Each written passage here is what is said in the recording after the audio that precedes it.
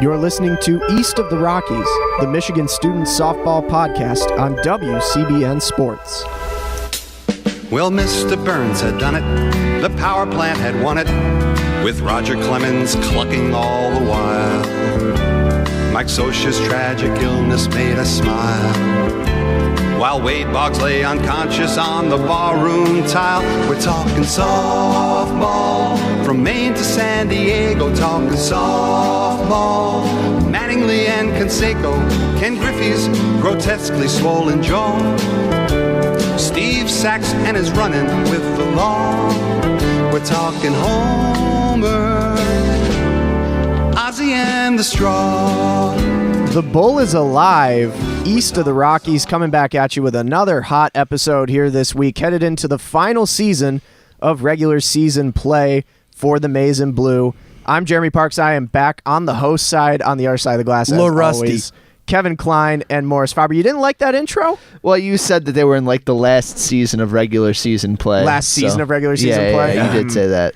I am a bit rusty. We are recording late. Been a long day. Been moving out of my place all day, and I'm not done yet. So as soon as we're done recording, I got to finish moving all my junk into my new summer housing. But that is beside the point. We are back again with East of the Rockies. All three of us back again for the first time in a while. And we're going to recap Indiana in this episode. We've got some interviews with Abby Skvars and Lindsay Montemurano. We'll do some segments. We're going to revisit our preseason over-unders, which should be fun, and then a special Things Scarier Than Rutgers segment to end the show. But to start, recap of Indiana, Michigan taking all three from the Crimson and Cream this past weekend. Morris, you were on the call for all three. I was with you just for the Saturday game. What was the biggest thing that you saw between all three games for the Wolverines? Power. The power was back for the Maize and Blue.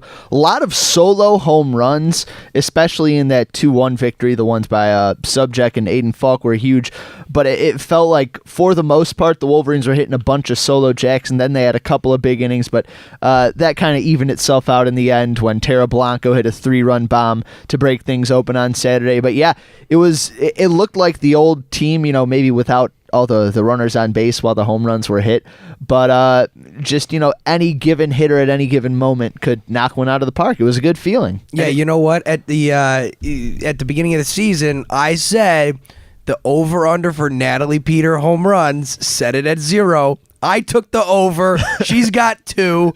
I mean, when I was watching that, and I'm like, Natalie Peters, slap hitter, she's pulling a ball to right field. What is going on here?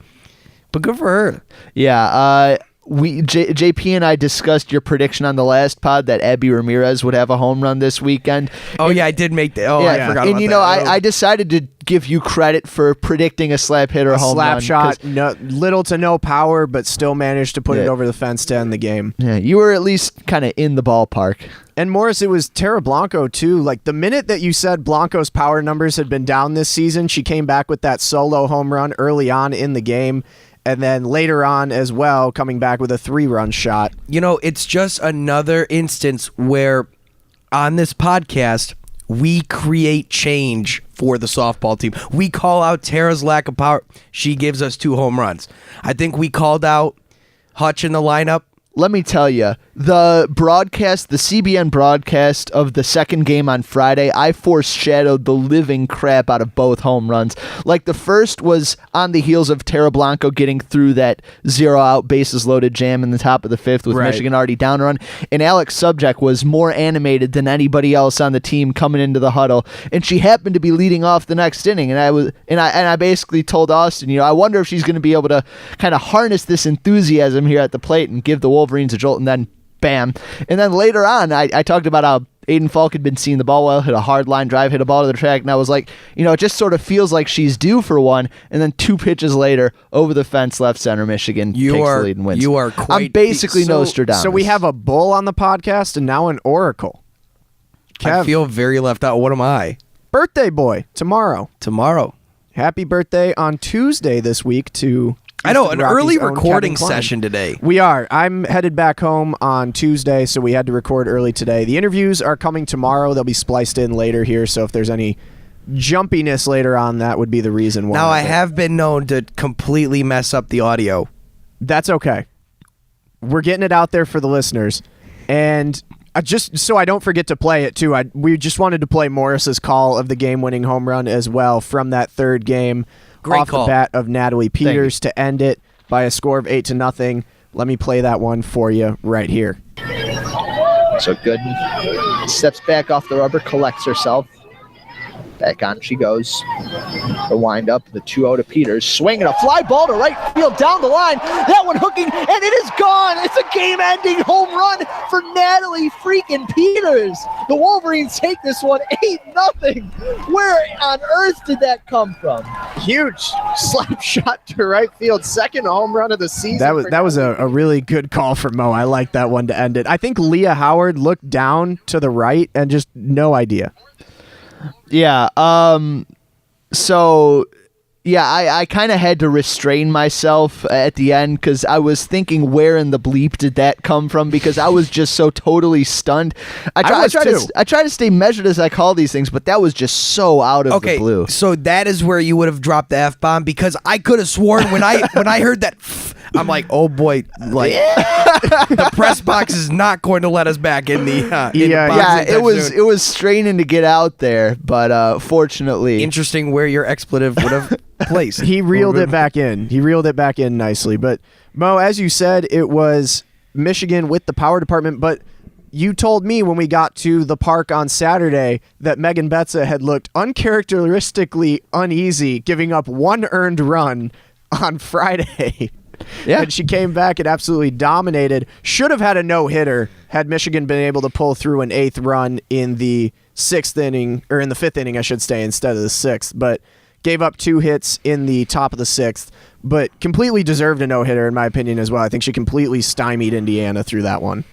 Yeah, and I think we'll all agree that Madison Uden won the Uden Bowl or Uden Series. I don't know what you want to call it. Bowl. Yeah. Fun fact, myself and Madison Uden have something in common. We both have a sister that goes to Indiana.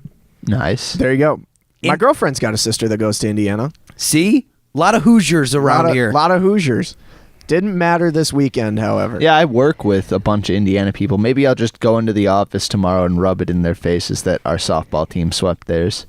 I mean, they would just be broken. They wouldn't know what to do. Mm-hmm. First they lose Tom Crean, and now this, Morris. I don't know. They don't. Fans. They do not rebound from it.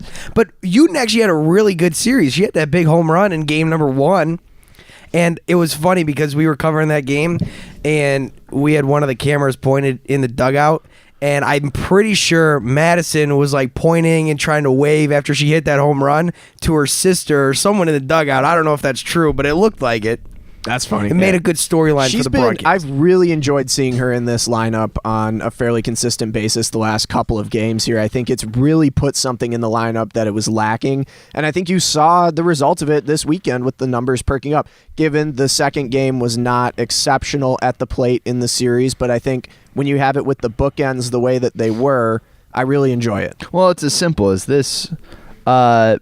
Well, I guess it's not that simple. I was going to make a comment about left-handed bats, but then I forgot that Aiden Falk is also left-handed. I was going to say, it's another powerful left-handed bat in the lineup. So Michigan has always had an abundance of... No, I knew Christner was there, but I meant another in addition to her. Okay. But then I realized Aiden Falk is also lefty. But it never hurts. Most of the pitchers the Wolverines see will be coming from the right side. It never hurts to have that kind of diversity in there. And as long as she's scalding the ball, it's always going to perk up the lineup. Though I do think that she, might fade a bit as teams start to adapt to her presence a little more. Maybe we'll see a little more Vargas down the road. These players go in kind of streaks. Well, that's the thing. You look at the order, and the one big question mark where you don't know who's going to start is the designated player. So what Hutch has been doing, which has been phenomenal, it's been so intelligent, just put the hot bat. Amanda Vargas was really hot for 2 weeks. Put her in the lineup. She cooled off a little bit. Put Uden in the lineup. She's hot right now. Who knows who it'll be next? But it's smart to just filter in the hot bat. The only problem that I've got right now is, again, really like the bookend games. You love the first, you love the third, you like how those went. But coming down the line, it just seems like there consistently is that second game every series. And it might not always be the second game, but it's the one game in a 3-game series where they just go flat. And as a team headed down the stretch, I think that's the most worrisome thing is how do they keep this lineup fresh and rejuvenated enough every day to take on better competition, hopefully all the way through the Big Ten tournament, because I think we can mostly be in agreement that Minnesota is going to take the regular season title, and it'll come down to the tournament championship here in Ann Arbor, which I think, again, home field gives you some kind of advantage. But how are they going to be able to go through an entire set of tournament teams and get to Minnesota with a lineup that lasts and doesn't have a game like they do just about every weekend, like the second game on Friday where the bats just go cold? Well, I mean, I think it starts and ends with plate discipline per usual. It's something that you harp on from time to time, JP, that this team sort of tends to waste at bats. Early pitch swings. Yeah, or, getting a bad cut on a 2-0 pitch, or even taking pitches down the middle, I guess. I mean, it just seems like this team is not as patient as it needs to be, aside from the likes of Tara Blanco and Lindsey Montemurano and Kelly Christner, the likes of Falk or the catcher spot. A lot of strikeouts coming out of there, and it's just not that productive. And not just a decent number of strikeouts, a decent number of looking strikeouts too. So you want to be patient, but you don't want to be sitting so hard that you're not protecting the plate at the same time. Yeah, and again, it is sort of nitpicky because they are coming off of a sweep. They win the vast majority of their games. And, right. But the fine line is so thin between a tweener team and a top-tier team, and that second day, that kind of cold bat day, I think is one of those big separating factors. So just something to keep an eye out on as we finish up the regular season here against Rutgers and move on into the Big Ten tournament. By the way, we will not be in Piscataway this weekend, sadly. We made our one Piscataway trip this season. They scared me away. Fence guard. Those athletics are legitimate, and I'm scared. I will give them credit. It was the best media meal I've ever received at Rutgers football. They had a Chick-fil-A? full chef. No, a full chef in like a scarlet red coat and like the big chef's hat, cutting prime rib with like make your own baked potatoes with bacon and cheddar and all this stuff. It was unreal. You know why they do that, though, right? It was the biggest game for Rutgers in the last 20. They brought 200 recruits in that game. False. They have to do that every game, or else no media would go cover their athletics.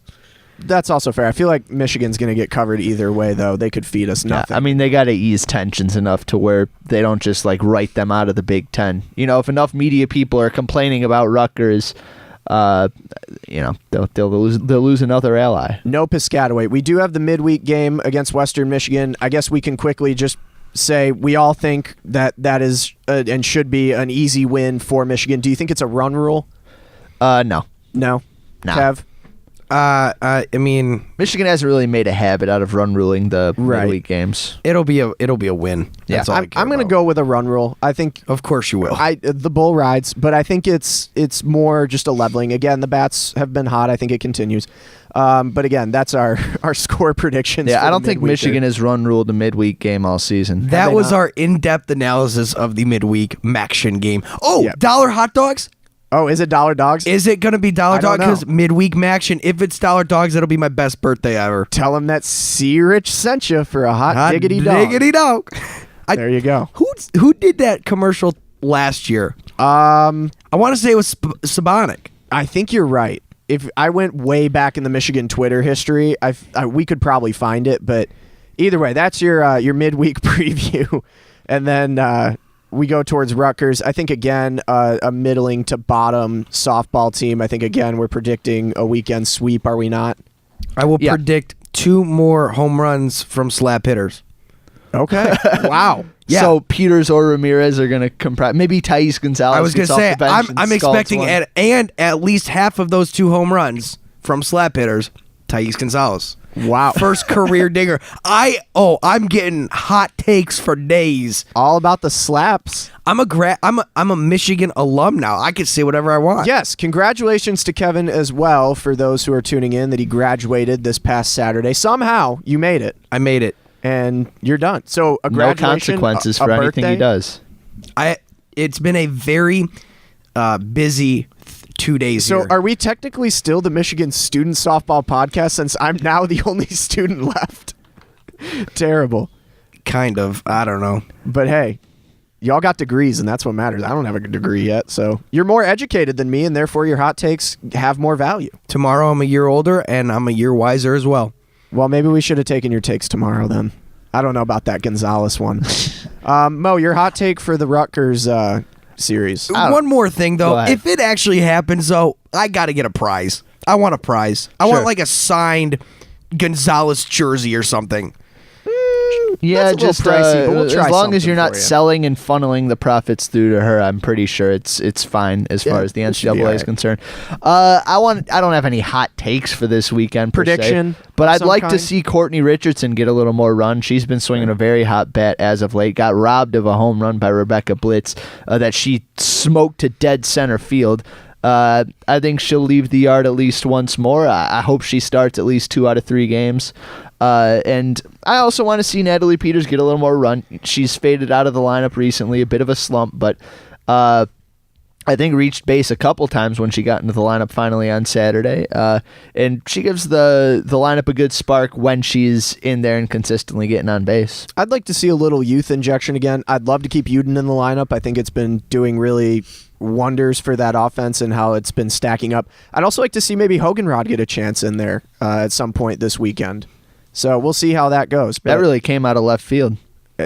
Dinger. bad. That's wow. Please stop. I like that one. No. Okay, so that'll Just for do it. that, I hope she plays right field this weekend. That'll do it for the recap of Indiana, the preview of the midweek Maction, and the preview of the Rutgers series. Keep attuned for the things scarier than Rutgers at the end of the podcast. But we're going to move into the interview portion. Morris and Kev will be headed out tomorrow to interview Abby Skvars and Lindsay Montemurano. And here are the interviews that they have. And welcome to the world of tomorrow. This is Morris. Kev's on the other side of the glass. We're in the future, and we're playing you some interviews. So first, Kev talked to Abby Skvars. At this point, we're recording this on Wednesday. So yesterday, which is tomorrow, according to when we recorded the initial podcast on Monday. Post-game, Western Michigan. Kev talked to Abby. Don't think about it. It'll hurt your head less. So being from Clarkston, Michigan, was Michigan always the goal for you to come here and play softball? Yeah, basically. When I got recruited here, I automatically kind of knew that I wanted to go here, I guess. Was there other schools that you were looking at or were looking at you that you were even considering, or was it just Michigan all the way? I mean, I was considering other ones, definitely, but the one goal for me was to come to Michigan. Had you, before you committed, had you ever been to Alumni Field to see games as a fan? Yeah, like every year, pretty much. What was the recruiting process like for you? It was just a lot of work, I guess, like on my part too, like because we had to email coaches and like go to camps and all of that stuff, and it was just like kind of stressful, but it was, you know. In high school, you were a pretty good defensive catcher. Where did you get the knack for defense, or did that just always come easily to you, or what was the story with that? Well, I originally wanted to be a pitcher, but when I was in 10U, but our team needed a catcher for the next year. So my dad was like, "Go do catching," and I was like, "No." And then I ended up doing it. I like it a lot now. Worked out pretty well for you. Yeah, it worked out. So this year, you're 1 for 1 on the season. Your lone at bat came against Penn State. Can you talk a little bit about that at bat? What it meant to get that first collegiate hit? It was a lot of fun, honestly, and it was just like, I mean, we were winning by a lot, so it was like there wasn't much like pressure like going down on me. So I think that like just it was fun, and like because the team was like excited because it was my first at bat. So Any nervous going up to the plate? I actually not really. I just thought like because we hit on that field a lot, so I'm like kind of used to the environment. So it was just like it wasn't too bad. So are you nervous now that when you get your second at bat, your average might be completely cut in half? I mean, I just like I don't know. I don't really care about my average, I guess, even though it's just one hit, so it really doesn't mean anything. So I mean, I just like think it was fun and stuff. So you've been a part of the Michigan softball culture for a year. Can you just describe what the Michigan culture is, what that means to you? Everything is about like teamwork, and it just kind of shows that your individual self isn't as important as like the bigger whole, like everyone else. So like you have to be selfless to be on this team. So when we were looking at the roster, Skvars is kind of a tough one to say. Do you have a favorite mispronunciation of your last name? Or is there a common one? I get what did I get once? I just get Scarvars a lot, and so people started calling me Scarface in the summer because he thought my name was Scarvars, so that was one of the most common ones. And then also Skavarsky I get. Did the Scarface didn't stick? No, I mean only a few people interpreted it that way, but mostly I get Skavarsky as the mess up. So your freshman year almost over. Favorite thing about Ann Arbor?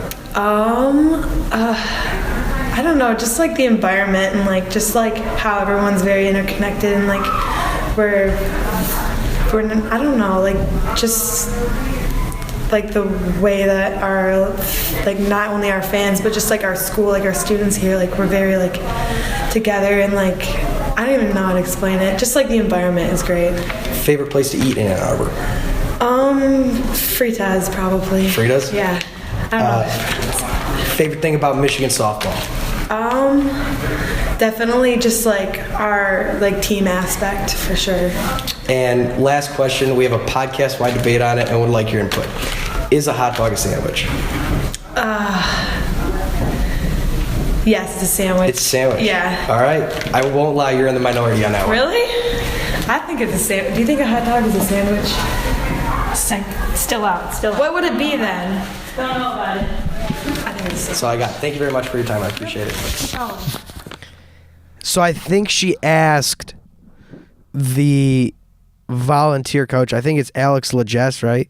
I wouldn't know. Wouldn't be able to tell you. Yeah, But that's who she asked, and I guess she's still out on it. But Morris, you have to be very happy about that answer. yeah, sure. A woman after my own heart, I guess. The Fritas answer, too. That's my favorite place to eat in Ann Arbor as well. I got to admit, I had to turn up the volume at the beginning of that interview. Little shy. I respect that you were able to, coax out some answers there, Kev. No, it was a good interview. It was funny because I thought it was funny because when I asked her about the first collegiate hit and everything, because I remember that when we saw her name on the box score, or some of us were there, and it was 1 for 1. I mean, I don't know what it is with these freshmen, but they just come out swinging, because I think Yoon was 1 for 1 too at one point. Yeah, and I think Thais also got a hit in her first at bat. I might. There you go. See, you know what? If I was Abby, I would just hang up the cleats right now. Yeah, I'm done. How many other players have hit 1,000 in their college softball career? barring, injury, probably not many. There you go. So you could go on the record books after one at bat. Call it a day. See ya. I'm done. But if she pushes her luck, how many players have gone 1,000 with more than one at bat in their collegiate career? How far can you push it? Now, okay. So say that she has really good luck, right? And she puts a real nice swing on a ball. Diving play in center field. She's back to 500. Yeah. So you're playing right now. You're playing with house money. Hang it up. Don't get greedy. You know why? Thing I learned when I was younger: pigs get fat, hogs get slaughtered. That's a good one. Yeah, but sometimes when you got the hot streak, you just gotta let it ride. Well, we'll hopefully get to see more of Skvars in the future. Right now, she's kind of behind Subject and Alexander in the catcher rotation, but she's got the defensive ability at least to see some more time. And it's funny because I think this is probably a third, fourth, maybe fifth time we've asked one of the players, well, when did you start doing so-and-so? When did you start catching? When did you become X position? And it's funny because on some of these catchers at least, it's more out of need, and then you start becoming very viable at the position, and a good catcher is so important early on, and even more important nowadays. So that's where that's one of the takeaways I found too. I thought it was very interesting. Yeah, it's not necessarily like a native position for everyone. I don't think many people when they're 9 years old want to be a catcher. And the few that do will see results later on. Yeah, absolutely. There you go. Abby Skvar, she's playing for a top 20 softball team in the country. There you go. Moving on, we went to the other side of the experience spectrum. I talked to Lindsay Montemorano. I felt a little guilty dragging her into the interview because she just answered a bunch of questions from a bunch of other people, but she was in a talkative mood on the heels of hitting a home run. So this is how that convo went. Sorry to keep you. I have nothing to do. Nothing to do. classes out. Graduated. For sure. Graduated.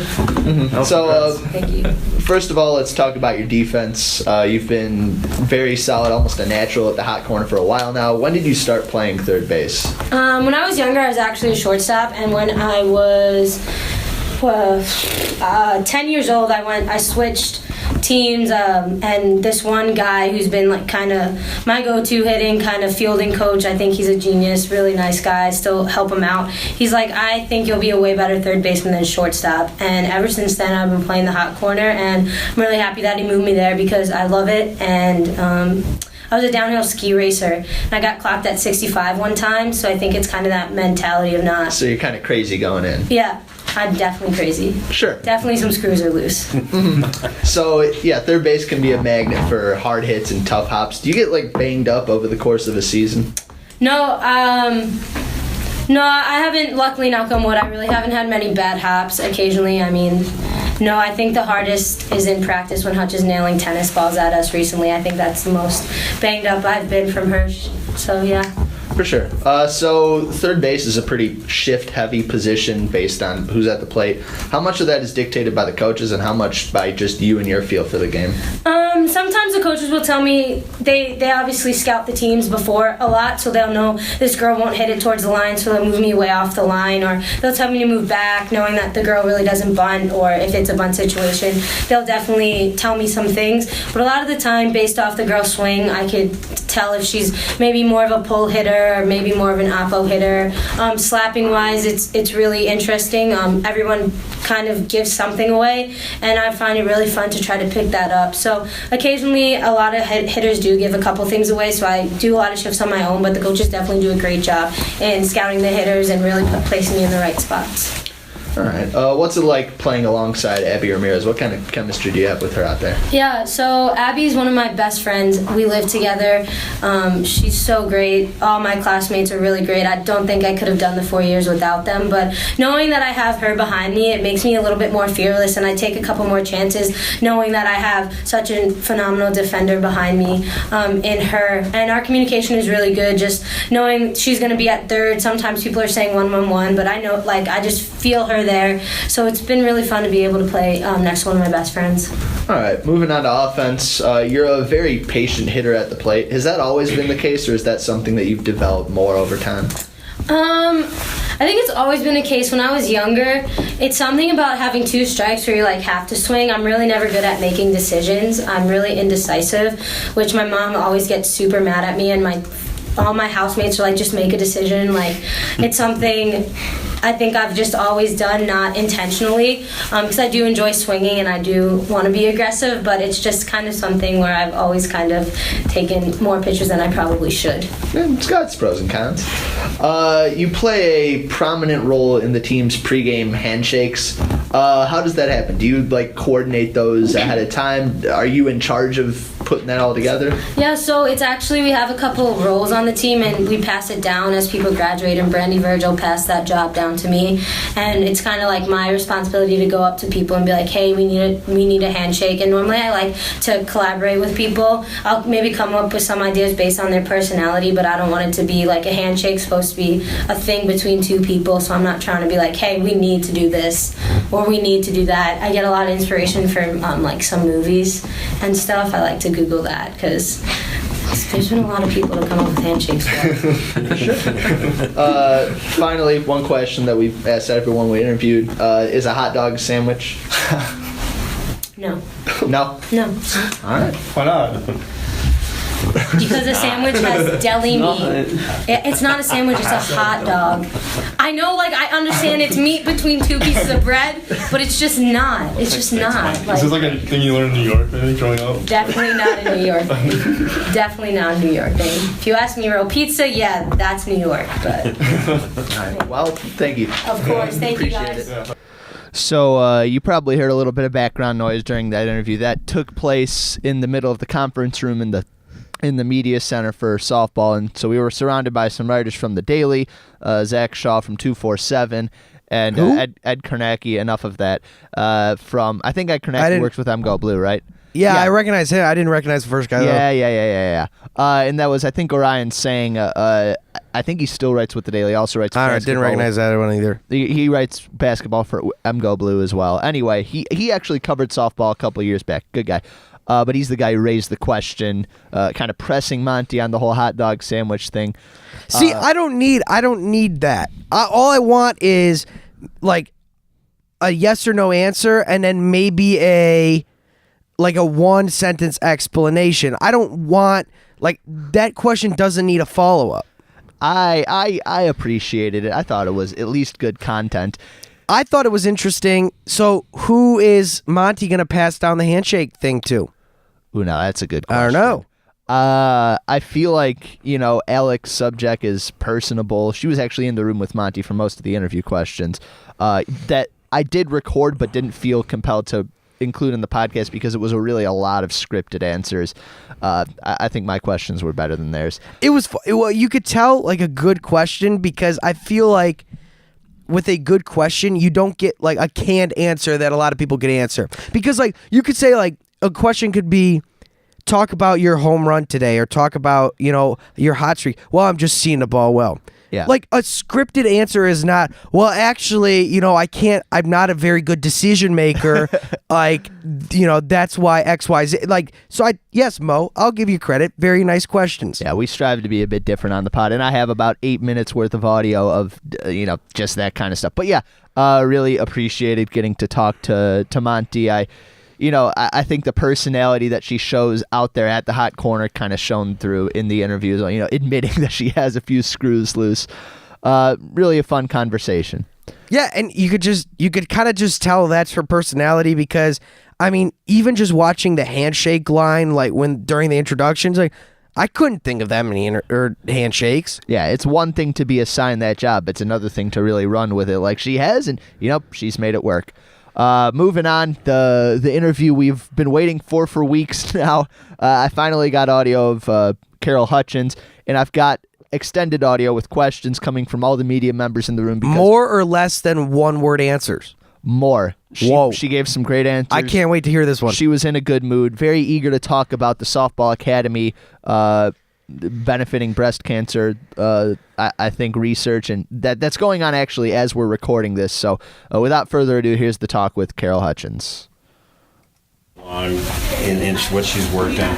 Talk about what you've seen from her at the plate. I'll interject for a sec. This first question was about Lindsay Montemurano and how she's doing. She's coming in early, and she's accepting constructive criticism, and she's accepting ideas. We're trying to figure out something that'll work for her, and I like where she's going. And she's had better energy, and I think as you play better, you get better energy. And hopefully hitting her stride. A good time to hit it. And anybody who gets on base is a good thing and can spark an offense. But she just sort of has that in her personality, doesn't she? That talk about her personality and how she kind of gets things going. Totally piggybacking off of my earlier question. It's been kind of absent over periods of this year, and she's had. It's hard to be a senior sometimes, but. The only thing that they're going to remember is the end of our year. The only thing they're going to remember is the postseason. It's the only thing that matters. And, she's coming around at the right time. They mentioned they've been doing some extra work, optional work on the side, and that's been more clear since school got out. How encouraging is it to see that sort of, result in power displays like today, from Alex and Lindsay?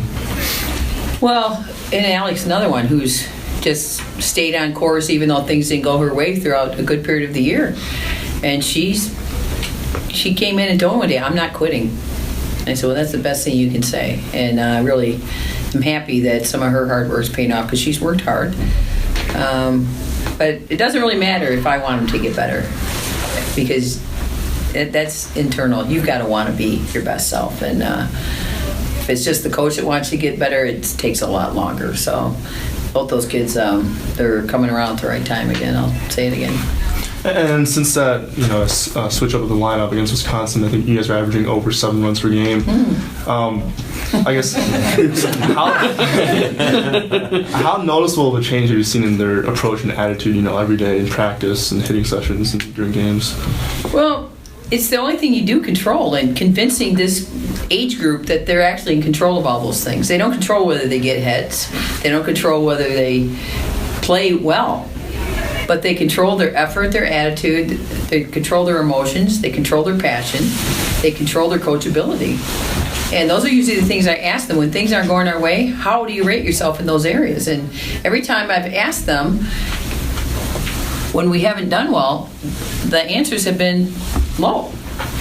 And then I said, well, let's all fix it, because you can fix those things. And they've responded. And obviously at Wisconsin, there was a statement to be made. And I am pleased with the response, because they could feel bad, or they could be like, that's bullshit. And you know what? No, zero's bullshit. That's my opinion. Zero's bullshit. We are much better than that, and we have shown that since. We had 3 home runs tonight. We have had power all year. I'm glad we're saved it up. So let's use it. We've got a lot of saved power, saving energy. Talk about putting Kelly at the top. I don't know. What do you want me to say? Why you did it? Is it just because you want to get her as many at-bats as the way things were? You just want to she's get a big, her more scary at-bats? leadoff hitter. She's, and look at all she bunts. She likes to bunt. Yeah. But then she's on second base. It's better than a double. And I think she can hit more doubles. But I'll take her any way we can get it. And, it's a tough person to pitch to the first at-bat of the game. And she's responded to it. She seems to like it. Yeah, she does. My question's about Megan Betza. So she's been on a bit of an altered regimen this season to try to keep her fresh as the year's gone on. What's gone into planning, exactly how much to pitch her, when to, rest her? What's gone into planning the whole altered regimen, I guess? Her Jen Brundage is her pitching coach, who she was a academic All-American as well as an All-American in her day. She's a smart lady. And she spent a lot of time in the fall planning everything Megan does. And I think timed her return perfectly. And really, Megan's got to carry a lot of innings for us. And we pitched her during the midweeks when we knew it'd be a tough situation for us to score runs, especially during a period when we weren't scoring a lot of runs. And I said, if we get through Wisconsin, we could taper her a little bit to get her ready for the postseason, where we expect her to pitch a lot of innings. Hopefully we have a lot of innings to play. So what goes into that? We're right now, everything we do is postseason oriented. We're in postseason. We're playing like we're in postseason right now. You mentioned that you were pleased with the response from your team after that Wisconsin series. As you enter the final stretch, is there anything more you're looking, like anything specific that you're trying to see in the everyday approach? Consistency. I just want I want hard hit balls. Hard hit balls, I don't care if they get hits or not, I want hard hit balls on our offense. I want to see Tara keep getting better. I want to see her off-speed pitch be consistent, because that makes all of our other pitches better. Our defense has been very consistent, so we just want to stay consistent. But I want consistency in our offense. And I don't want to get ahead of myself, but I sure feel like I've seen it this last couple of weeks. Subject called this time of year, meaning the Pink Game and the Softball Academy, your favorite time of year. What do these events mean to you and mean to the program? I think it's one of the greatest experiences our kids have.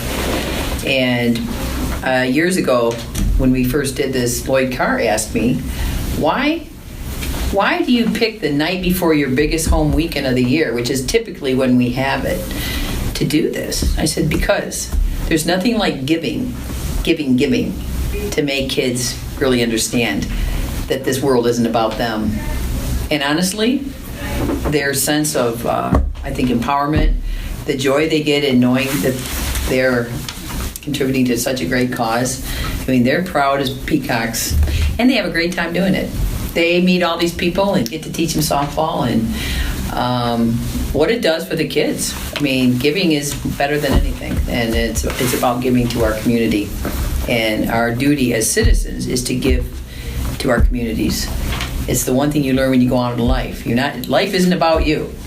Life is about making this world better and making your community better. And we have this platform in this fantastic environment called Michigan Softball, where these privileged kids need to leave here understanding that they're the luckiest people on earth, that they're very privileged, and their duty is to give back to this community. What prompted you to start it?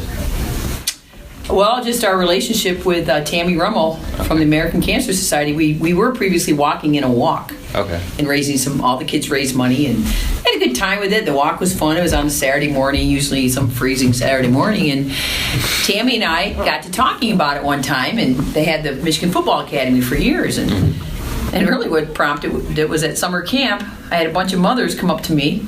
They're all waiting for their kids to register, saying, boy, I wish we could have gone. We never got to go to camp. I wish we could go to camp. And I said, what would you do at camp? Oh, we'd run the bases, and we'd get to hit that ball, and we'd drink wine. And I said, well, we're gonna do that. And then the Michigan Softball Academy came out of my conversation with Tammy Romo. And sure enough, the social mixer, lots of wine. So we raised $150,000 the last 2 years in that night. And we're around the 700,000 mark right now, somewhere between 700 and 800. Our goal is to get to $1 million. And I don't know if we'll do it this year, but we're going to get to $1 million. And yeah, it's the least we can do. Good. All right. And that obviously was Carol Hutchins. That interview really ran the gamut as far as subject matter, and I thought she gave some great answers. Well, yeah, and you know what? It shows you just what kind of person Hutch is, because we've joked about it on the podcast a bunch of times now. You know, when she gives you the one-word answers or something, and we laugh at it. But to be so honest about the team, you know, to drop the BS, you know, or, you know, hard hit balls, to look at the team honestly and bluntly say, we need this. If you're not doing it, you're done.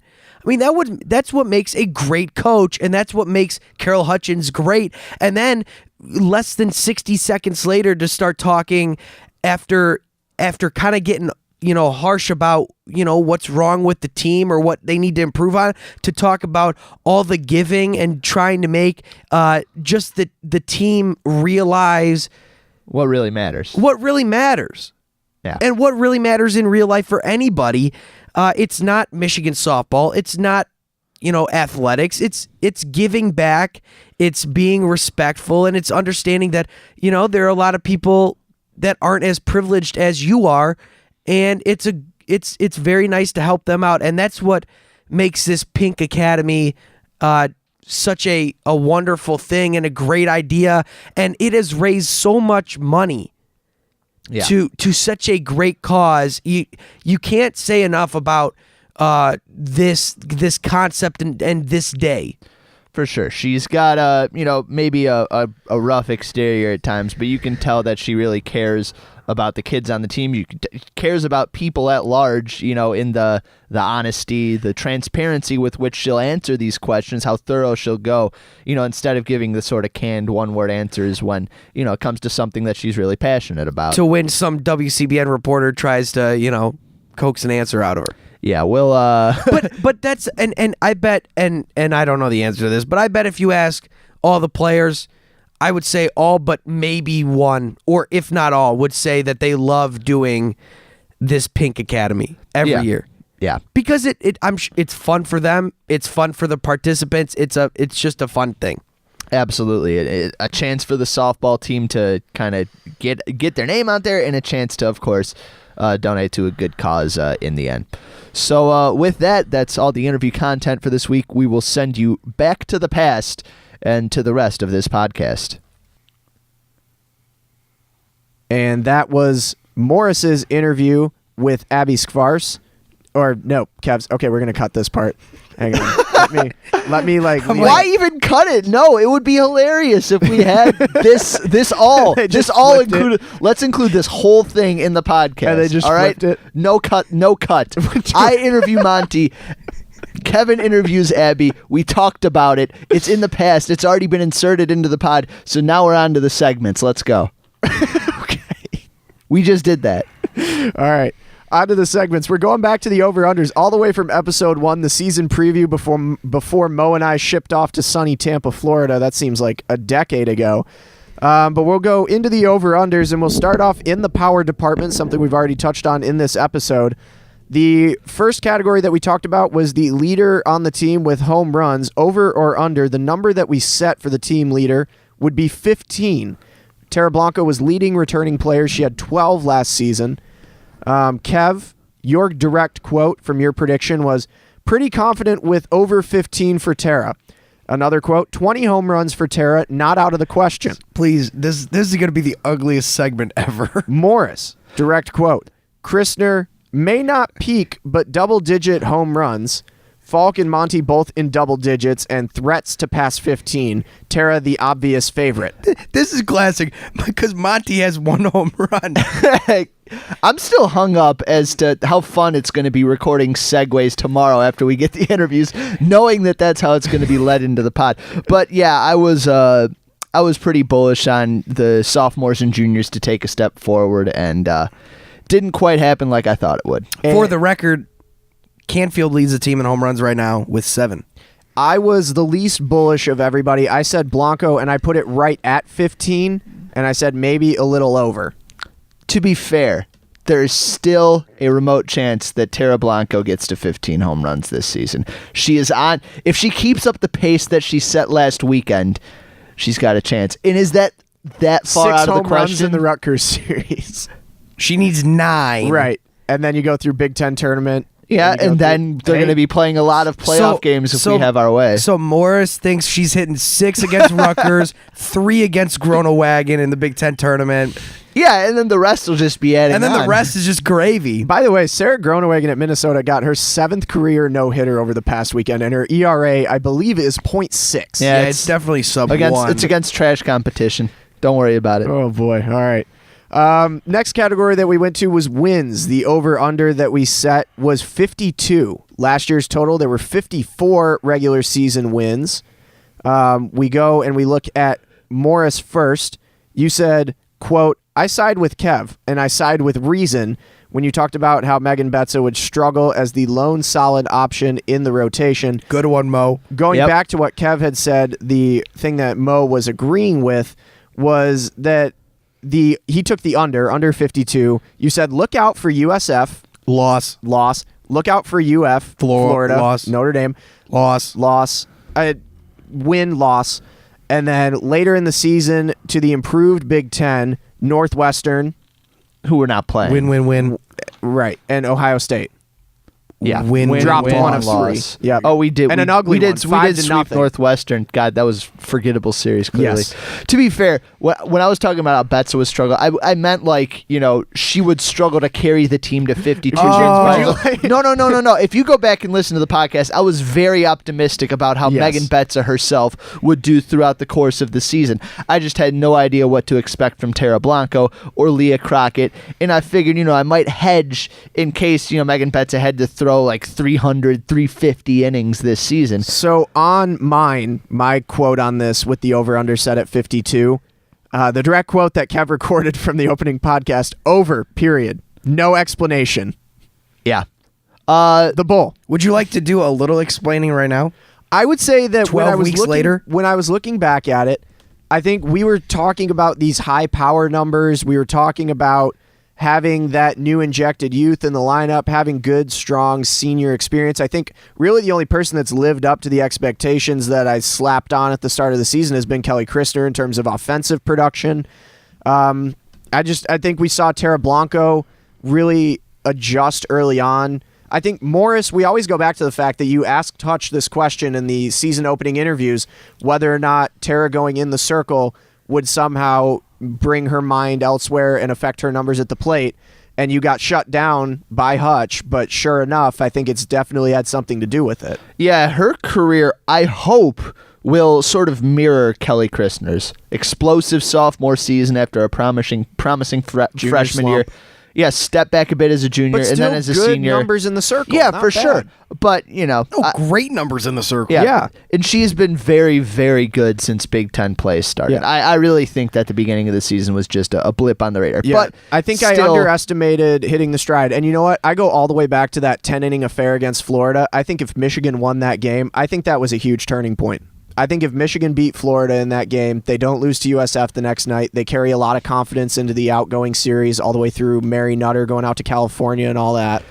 I think that was a big missed opportunity. I think that's reasonable. I don't know how far you can take the butterfly effect, though. Like, I don't think it totally changes the team. But yeah, I think they at least beat USF. And it then may the be Florida Notre State Dame, game but too. I'm not big on the you whole go back to momentum thing. the tie, the notorious tie, and I think that was another huge moment. But I really looked at this team and thought that was the team that we saw play against Florida that battled for 10 innings was the team that I was picking to go over 52 on the wins-loss.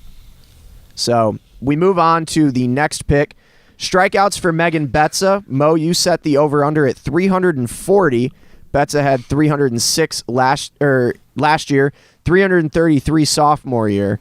If she were to have hit 340, it would have been the third highest single season total in U of M history. That's how we prefaced it.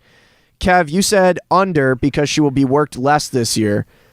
Key is keeping I was her wrong. fresh. I get it. Okay, I was wrong. She's Not at 353 right now for the record. Yeah, I think one thing that we failed to look at was in a 3-game weekend series, she would be pitching both the first and second games. I think we had no clue what to expect out of Blanco and That's fair, Crockett, too. and one could, not knowing what to expect out of either, expect that maybe Leah Crockett would see That was my thought. 30 innings this year instead of 1 1/3, which she's thrown so far. And That's sorry, why I that took 1 the 1/3 is under. just in Big Ten play. She's thrown 4 1/3 overall.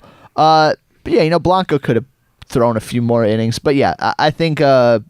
We didn't know what to expect out of Leah Crockett, but it would have been a little more than this. And I took the under with that in mind as well. I was also going back to Megan Betza's early season interview back in the media day session when she was talking about trying to lower her pitch count and become more of a ground ball merchant. JP thought that Betza was going to take a page out of Sarah Driesinger's book. Yes, I bought into the media interview that we had with her the week that we did the podcast, and I really thought that she was going to try and lower her pitch count.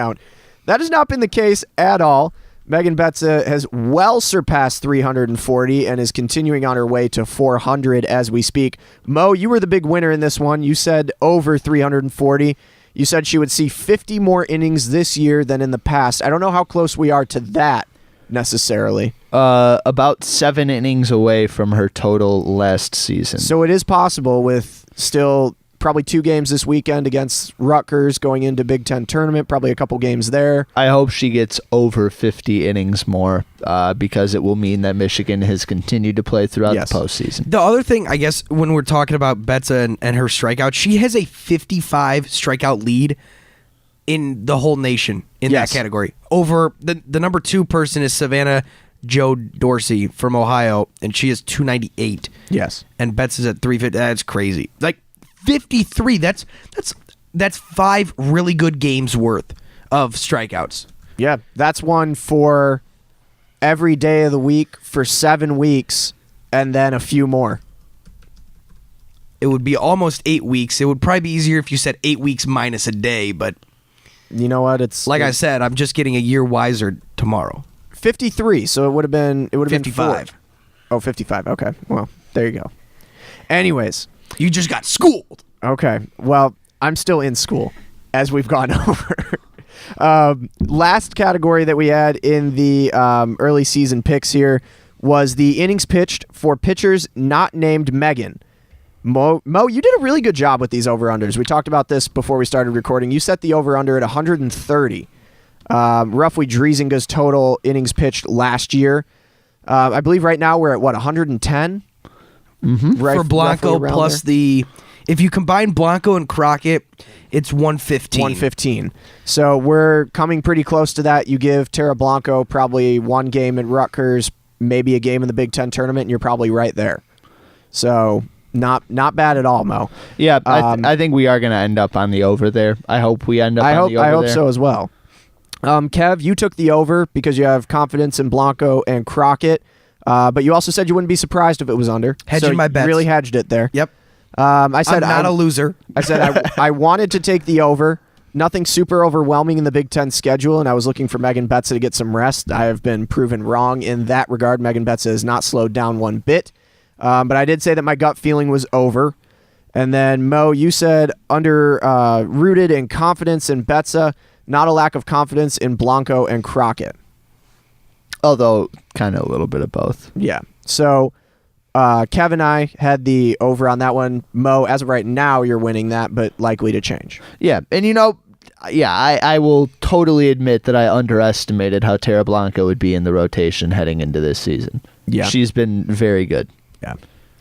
Well, that'll do it for our recap of the season preview episodes, over-unders. And that'll bring us to our final segment of the pod today. As we already mentioned, we went through a quick preview of the Rutgers Scarlet Knights. So I like to do a quick segment here. I didn't write anything down ahead of time. I'm just going to come up with things that I think will fit. I'm going to call this one Things Scarier Than the Rutgers Scarlet Knights. Now, my very first one that I thought of, and then I want to bounce it over to you, Kev, and then you give me something scary, and we'll see is that scarier than Rutgers. I'm thinking of Build-A-Bear. Build-A-Bear workshops. Oh, I'm shivering. I think Build-A-Bear is terrifying in terms of how many bears they have on a wall staring at you. And I don't like it. I feel like it's a paradise for small children. Really scary for me. Maybe for small children, but do you know the kinds of recording software they could fit in all those bears? The kind of data they could collect? That's scarier than the Rutgers Scarlet Knights. Government data collection. You're damn right it is. Oof. All right, Mo, you want to go? You want me to go? I can go. So, something I'd say I'd find scarier than the Rutgers Scarlet Knights is driving a car for more than like 5 minutes when the gas needle is inside that last little peg. Yep. Because, you have at least sort of a feeling of how far you can go there. And, usually you can get to a gas station in time to fill up. Like, I've never actually run out of gas, but you've got that little niggling feeling in the back of your mind. When the lamp comes on. Yeah, I really hope that I don't run out of gas. And it never happens, so it's not that terrifying, but it's still a lot scarier than the Rutgers Scarlet Knights, even in their hometown of Piscataway. Mine is one of my personal favorites. Very scary. The Stay Puffed Marshmallow Man. What? Did you watch Ghostbusters? You've never watched when you were? Ghostbusters? Is that? That's what his name is. Yeah, the Stay Puft Marshmallow Man. Okay, I didn't know it was Stay Puft. The classic is when whoever says "Don't think of anything," and then Dan Aykroyd thinks of the Stay Puffed Marshmallow Man. That's scary. I freaked out, honestly. Like, you need a giant graham cracker and a big piece of chocolate, and I would be less scared if it was a complete s'more. But just the marshmallow, very scary. Watch out. I'll go movie route. Honorable mention. The Flying Monkeys in Wizard of Oz. Okay, those are actually kind of scary. Those are really scary. Definitely more so than Rutgers. For like a movie made in 1939, that was like peak horror for me as a child. We're really going to regret this when Rutgers takes 2 out of 3. But what's scarier between the Scarlet Knights and the Black Knight from Monty Python and the Holy Grail? It's just a flesh wound. Yeah. I mean, I'd say Rutgers is more scary than that guy. More scarier. No, I feel like that guy's more scary. He'll nip your knees off, you limey bastard. That's a good movie. Monty Python and the Holy Grail. That's not a scary movie, but could be scarier than the Scarlet Knights. That's a classic. You know what? If we're talking about Wizard of Oz here, the trees that throw apples, those are pretty scary too. That's kind of scary too. All of a sudden, you're walking by a nice apple tree. You're going to pick a nice Granny Smith. Nope. I don't know if this is scary or sad, but I think the all-time saddest, like it put so many emotions in me from fear to sadness, was in Toy Story 3 when that huge pink bear makes sure, like, forces all of the original Toy Story characters into the incinerator, and they all bind their arms together as they're about to face like imminent death before they get saved. And I thought they were doomed, and I cried. I bawled. I was afraid. I was sad. You were like in your late teens when you saw this, right? Right. It was like when Rutgers played that. Michigan in football in, what was that, 15? Yeah, what was that bear's name? Lotso. Lotso Huggin. Lotso, and he smelled like strawberries. Oh, man. Yep. Nothing like a strawberry smelling Lotso. God, this has been a terrible segment, so thanks for sticking with us. But that was things scarier than the Rutgers Scarlet Knights. Again, Michigan against Rutgers. I don't know if are those games on BTN this weekend, Kev? BTN Plus. BTN Plus. I don't pay for it. Is it so? When it's Plus, does that mean it's Rutgers Student U doing it? Mm-hmm. Okay, gotcha. Yeah, I've never paid for the subscription, so I'll just pirate. It was an avenue for us to come in and grab some views, grab some listens, but honestly, we should just road trip. Yeah, I mean, like, actually, I really like this softball team. I got the time, but you would have to pay me like a decent amount of money to get me to go out to. I bet they got prime rib. I bet they got Chili's somewhere I haven't been in a while. Since that Florida series when they were selling the Bud Light in the very warm glass. Yes, that was the saddest beer I think I'd ever seen. It wasn't just warm, it was steaming hot out of the dishwasher.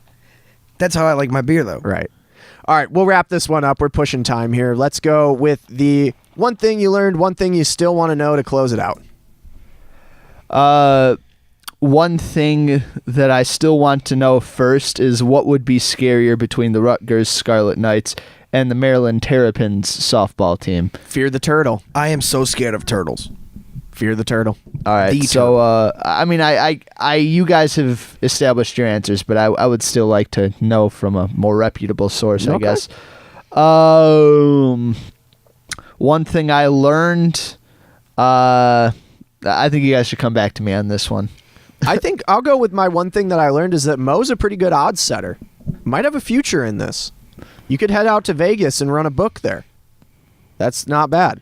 All those over-unders very close. I respect a lot of those picks. Okay, I appreciate not getting any credit for that, but thank you.